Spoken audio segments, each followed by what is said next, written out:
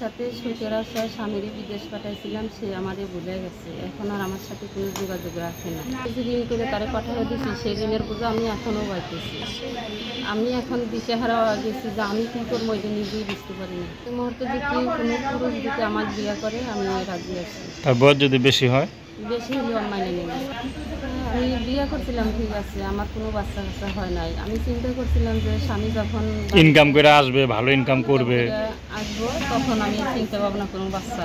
আচ্ছা, কিন্তু এর আগে স্বামী আপনার দর্শক আপনাদের প্রীতীয় শুভেচ্ছা জানিয়ে শুরু করছি আমাদের আজকের প্রতিবেদন। তো দর্শক দেখতেই পাচ্ছেন আমাদের সামনে এক আপু দাঁড়িয়ে আছে, আমরা তার গল্পটা শুনবো, জানবো আপু কেন আমাদের ইউটিউবের মাঝে আসলেন, তিনি কি বলতে চান। আপু আসসালামু আলাইকুম, কেমন আছেন? শরীর খারাপ না মন খারাপ, কোনটা? মনটা খারাপ, এই জন্য সাউন্ড কম নাকি? আচ্ছা, নাম কি আপনার? জেসমিন, খুব সুন্দর নাম। তো জেসমিন আপনি ইউটিউবে কেন আসলেন এই বয়সে? এই বয়সে তো ঘর সংসার করবেন, তো ছেলে মেয়ে পালবেন, তো ইউটিউবে কেন দাঁড়ালেন? ইউটিউবে আসছি অনেক কষ্ট মনে নিয়ে আসছি। মানে স্বামী বাহিরে দিয়েছিলাম, যা কিছু সম্পদ আছিল সব কিছু দিয়ে আরও কিছু টাকা ঋণ নেওয়া দিয়েছিলাম।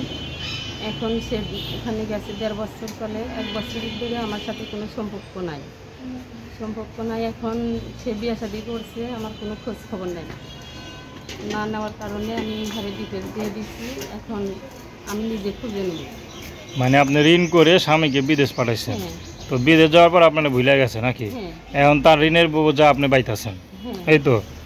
আচ্ছা আচ্ছা, কতটা ঋণ করে পাঠাইছিলেন? এখান থেকে আমি 3 লাখ টাকা ঋণ করে দিচ্ছিলাম। তো স্বামী এই কাজ করতে পারলো? এটাই তো করছে, সেই জন্য তো মন মানসা ভালো না। বাচ্চা কাচ্চা আসেনি আপনার? না। বাচ্চা কাচ্চা নাই। তো সংসার করছিলেন কতদিন? ওখানে সংসার করছেন 5 বছর। ওখানে মানে কোন জায়গায়? স্বামীর হাতে। আচ্ছা, ঢাকায় তো থাকেন নাকি? কোন জায়গায়? ঢাকা কোনাবাড়ি। কোনাবাড়ি। আচ্ছা, তো স্বামীর সাথে 5 বছর সংসার করেন, বাচ্চা কাচ্চা হলো না, কারণটা কি? নাকি এই জন্য স্বামী ছেড়ে দিয়েছে? আমি নিজেই নেই, চাকরি বাকরি যে হাতে করি, বাচ্চা নিলে ঝামেলা, আমার মা বাবা কেউ নাই, কে দেখবো কে রাখবো, সেজন্য আমি নিজেই বাচ্চা কাচ্চা। মানে বিয়ের পর আপনিও চাকরি করতেন? এখনও আমি চাকরি করি। না, তখন ঠিক আছে, এখন করেন, এখন স্বামী নাই, কিন্তু বিয়ের পর তো স্বামী সব দায়িত্ব নেবে, তো আপনারা কেন দুজন মিলে চাকরি করছি? মানে একজনের টাকা হইতো না আর কি, তো এই জন্য হয়তো মানুষের ভবিষ্যৎ আশা ভরসাটাও অনেক কিছু, যে তাকে বাহিরে দিব, সেজন্য দুজন মিলে পরিশ্রম করছি।